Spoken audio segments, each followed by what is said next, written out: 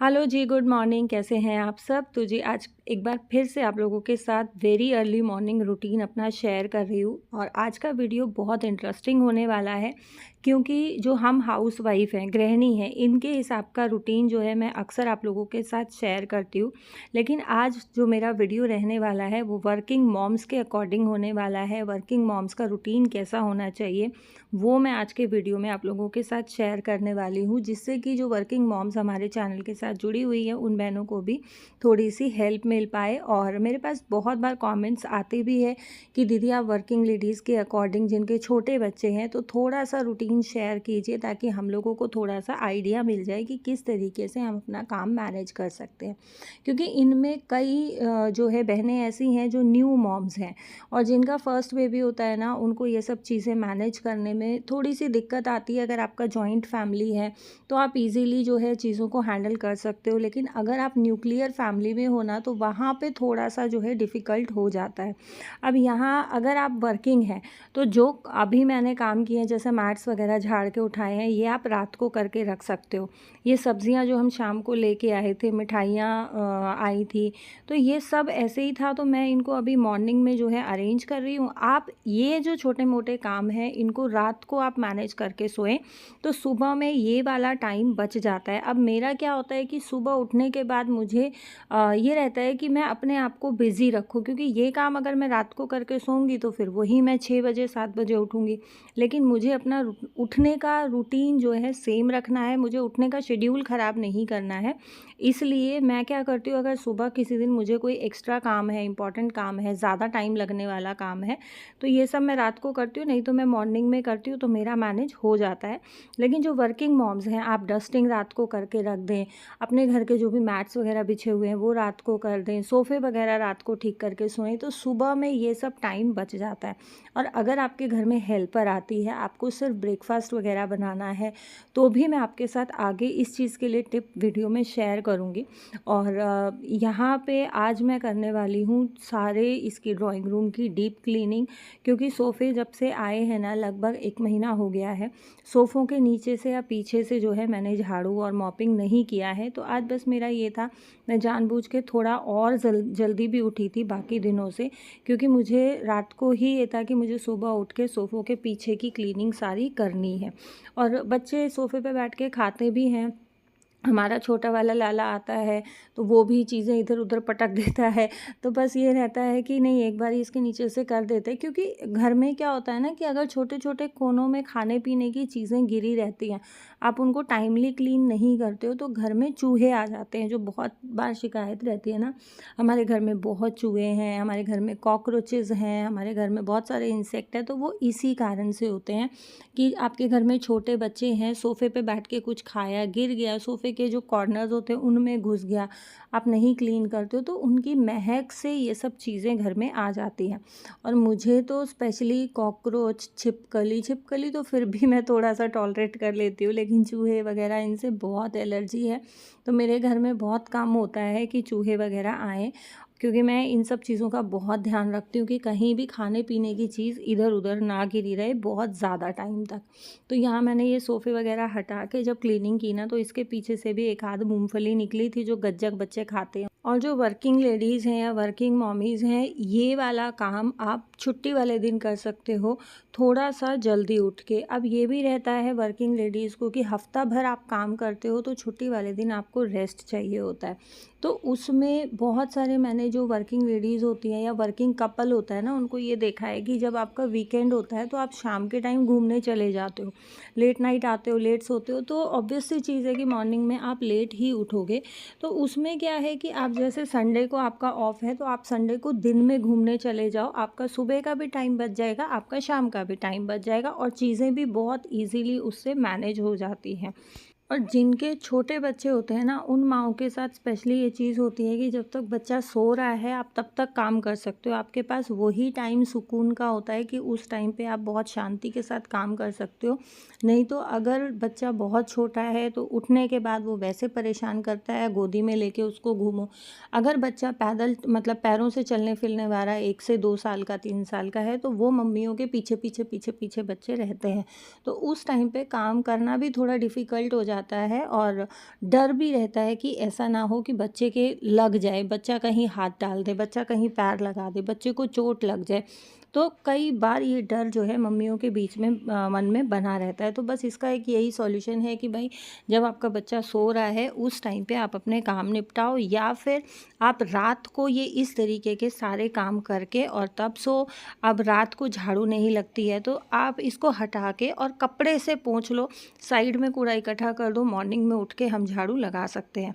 यहाँ जो है ड्राइंग रूम मेरा बहुत डीपली क्लीन हो गया है। और सुबह-सुबह अर्ली मॉर्निंग उठ के जब आपका काम ख़त्म हो जाता है ना, तो पूरा दिन एक सुकून रहता है, एक शांति रहती है। बहुत सारी बहनें जैसे सिलाई करती हैं तो उनको सिलाई के लिए काम मिल जाता है। बहुत सारी बहनों के पार्लर हैं, घर से ही वो ब्यूटिशियन का काम करती हैं, घर पे ही पार्लर का काम करती हैं, तो उनको उसके लिए टाइम मिल जाता है। आप अगर कोई डीआईवाई करती हैं या आपको सेल्फ केयर करनी है बालों के लिए, स्किन के लिए, कुछ भी आपको अपने लिए करना है या एक्स्ट्रा टाइम निकालना है, तो इस तरीके से हम बहुत आसानी से अपने लिए एक्स्ट्रा टाइम निकाल सकते हैं। और साथ ही हमें दिन में ना 1 घंटा 2 घंटा रेस्ट करने का भी टाइम मिल जाता है। आप एक बारी इस तरीके से अपना शेड्यूल जो है सेट करके देखिए, बहुत मज़ा आएगा आपको भी।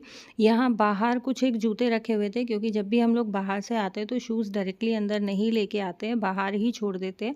तो वो भी मैं अंदर उठा लाई हूँ, शू रैक में मैं लगा दूँगी अभी। और अंदर की और बाहर की मैंने अलग-अलग झाड़ू बनाई हुई है। अंदर की झाड़ू मेरी फाइबर की है और बाहर की झाड़ू जो नॉर्मल झाड़ू होती है वो है, क्योंकि बाहर से क्या होता है ना, स्वीपर भी झाड़ू लगाते हैं, स्वीपर पोछा वगैरह लगा के जाते हैं। हालाँकि अपने गेट के यहाँ तक जहाँ तक मैं झाड़ू लगाती हूँ, मैं मॉपिंग खुद से करती हूँ, बट वो भी करके जाते हैं। तो बस ये रहता है कि यार वो हर जगह उनकी झाड़ू टिकती है, हर जगह पोछा टिकता है। तो मैंने बाहर का पोछा भी अलग लगा रखा है। बाहर वाला जो पोछा मैं लगाती हूँ तो वो मॉप से नहीं लगाती हूँ, मैं हाथ वाले जो नॉर्मल कपड़े वाला पोछा होता है उससे लगाती हूँ।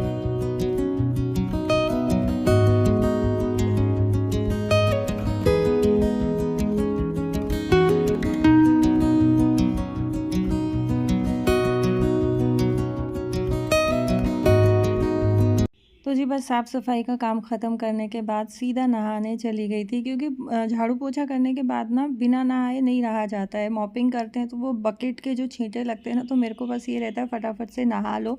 और साथ ही मुझे जो है मंदिर का पर्दा भी उठाना था, आज मैंने नहीं उठाया है। आप लोग बोलते हो कि मीनू नहा के ही पर्दा जो है मंदिर का उठाया कर, ऐसे मत उठाया कर। तो साथ-साथ जो है मैंने जोत भी खड़ी कर दी है।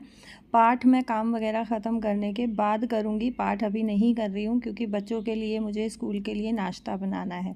तो रात को लेके आई थी बथुआ और अभी बनाऊँगी मैं बथुए के पराठे। तो बस यहाँ अपना जोत वगैरह खड़ी करके और मंदिर का जो भी मेरा क्लीनिंग वगैरह का काम रहता है वो सारा सब कुछ मैं निपटा के और आ गई हूँ बथुआ छाँटने के लिए। बथुआ छाँटूँगी, साथ-साथ जो है मैंने बच्चों को भी उठा दिया है, क्योंकि टाइम लगभग हो गया था 5:45 बजे का। और सर्दियाँ हैं तो सर्दियों में ना गीज़र में पानी इतनी जल्दी गर्म नहीं होता है, टाइम लगता है। गर्मी में फिर भी जल्दी हो जाता है। तो बस ये रहता है कि भैया थोड़ा टाइम से उठ जाओ, ताकि सबको नहाने के लिए गर्म पानी मिल जाए। और सब्जियों को लेके पूरा साल हम जिस चीज़ का इंतज़ार करते हैं ना, वो होता है हरी सब्जियां, जो कि सर्दियां शुरू होते ही मार्केट में आ जाती हैं। अब हरे साग के साथ एक जो सबसे बड़ी सिरदर्दी रहती है वो रहती है इसको छांट के साफ़ करने की। मेथी और बथुए में सबसे ज़्यादा टाइम जाता है। पालक है, डाकल है, वो जल्दी साफ़ हो जाती है।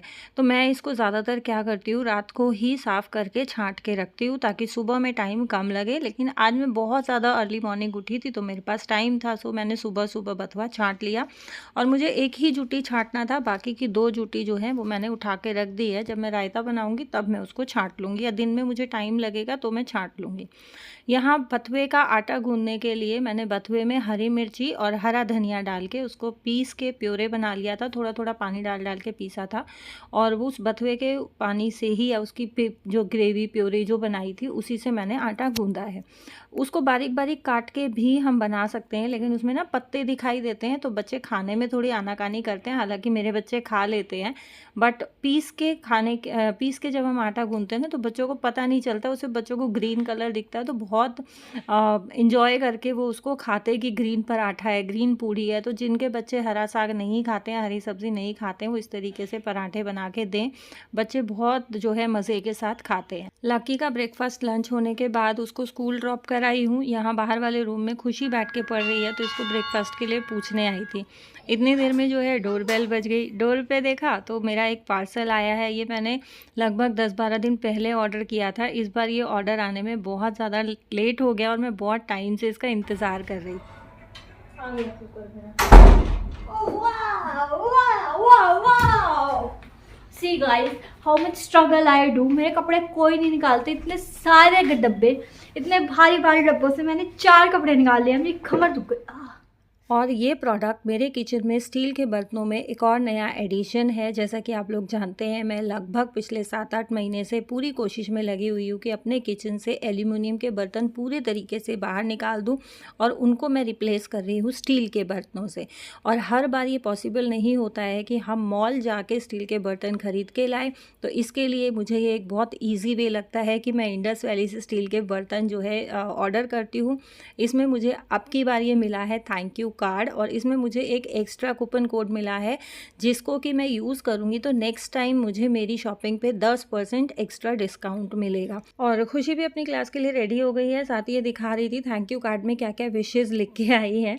अच्छा, मेरे पास स्टील के 1 कुकर है 3 लीटर का और एल्यूमिनियम के 2 कुकर है, तो 2 कुकर तो मुझे चाहिए ही होते हैं। जो मेरा दूसरा स्टील का कुकर है वो भी 3 लीटर का है और ये भी मैंने 3 लीटर का ही मंगाया है। इसके साथ आई है 3 साल की वारंटी। हम लोग 4 लोग हैं तो 3 लीटर का कुकर जो है इनफ रहता है, मुझे उससे ज़्यादा बड़े कुकर की ज़रूरत नहीं होती है। 5 लीटर का कुकर मैं यूज़ करती हूँ सिर्फ इडली बनाने के लिए, तो वो मेरे पास एल्यूमिनियम का है। जैसे ही मुझे टाइम लगेगा मैं उसको भी रिप्लेस करूँगी स्टील के कुकर के साथ। यहाँ इसके साथ ये हैंडल आए हैं और कुकर जो है बहुत ज़्यादा चौड़ा नहीं है, ये चीज़ मुझे बहुत अच्छी लगी। ढक्कन इसका काफ़ी हल्का है, बहुत ज़्यादा वेट नहीं है ढक्कन में। और हैंडल के लिए जो भी नट वगैरह होते हैं ना, वो इन्होंने टेप में चिपका के दिए हैं ताकि इधर उधर जो है मिसप्लेस ना हो जाए, तो ये एक बहुत अच्छी चीज़ है। इंडस वैली की पैकिंग बहुत अच्छी आती है। और ये ट्राई प्लाई स्टेनलेस स्टील से बना हुआ है, सैंडविच बॉटम है। आप इंडक्शन पे यूज़ करें, आप गैस पे यूज़ करें, किसी भी तरीके से आप इसको बहुत रफ एंड टफ तरीके से यूज़ कर सकते हैं। इंडस वैली की वेबसाइट पे ऑलमोस्ट सेल चलती रहती है, लेकिन अगर आप शॉपिंग करते हैं और आपको एक्स्ट्रा डिस्काउंट चाहिए तो आप मेरा कूपन कोड खुशी12 यूज़ कर सकते हैं, जिससे कि आपको 40% डिस्काउंट मिलेगा, साथ ही 12% एक्स्ट्रा डिस्काउंट मिलेगा खुशी12 कूपन कोड यूज़ करने पे। और अगर आप 3000 की शॉपिंग करते हैं या उससे ऊपर की शॉपिंग करते हैं तो इस खुशी12 कूपन कोड के साथ आप थैंक यू 10 कूपन कोड भी यूज़ करें तो आपको 10% और एक्स्ट्रा डिस्काउंट मिलेगा। तो इन टोटल आपका डिस्काउंट 62% हो जाएगा जो भी MRP प्रोडक्ट पे रहेगी उससे। तो मुझे नहीं लगता कि इससे अच्छी डील हमें कहीं भी कभी भी किसी भी साइट पे या ऑफलाइन भी अगर हम मार्केट से शॉपिंग करते हैं लोकल मार्केट से तो हमें मिल सकती है। तो मैं आप लोगों को यही सजेस्ट करूँगी कि एक बार इंडस वैली की साइट पे ज़रूर विज़िट करें। मैं लिंक डिस्क्रिप्शन में डाल दूँगी क्योंकि डायरेक्टली जाके ढूंढने में थोड़ा सा ये रहता है कि टाइम लगता है। बहुत सारी बहनें ऐसी हैं जिनको नहीं आता है, तो मैं डिस्क्रिप्शन बॉक्स में लिंक डाल दूँगी। आप लिंक पे क्लिक करके डायरेक्ट इनकी वेबसाइट पे पहुँच जाएंगे तो वहाँ से आप देख सकते हैं। यहाँ नया कुकर आया है, जब भी कोई नया बर्तन आता है तो ये रहता है बस पहले इसी में खाना बना लो। तो मैं इसमें बना रही हूँ आज 1 पॉट मील वेजिटेबल राइस, और इसमें मैंने सिर्फ और सिर्फ 1 सीटी लगाई है। तो 1 सीटी में मैं आपको दिखाती हूँ अभी मेरा जो 1 पॉट मील है वो कैसा बनके रेडी हुआ है। इसमें मैंने मशरूम, मटर, गाजर, आलू सब कुछ डाला है। आपके पास जो भी वेजिटेबल आप यूज़ कर सकते हो। लौंग और काली मिर्च डाली थी क्योंकि सर्दियाँ हैं तो थोड़ा सा बच्चों के लिए ठीक रहता है। और आप देखें बिल्कुल खिले खिले चावल बने हैं, एक भी चावल चिपका नहीं है। तो इंडस वैली का जो स्टील के बर्तन है या कास्ट आयरन के बर्तन है वो मैंने यूज़ किए हैं, बहुत बढ़िया है। इनमें किसी भी तरीके की कोई भी केमिकल कोटिंग नहीं होती है, तो हम इस चीज़ से टेंशन फ्री हो जाते हैं कि हमारा खाना बिल्कुल हेल्दी और सेफ़ है। तो जी ये था मेरा आज का video. Thank you so much for watching.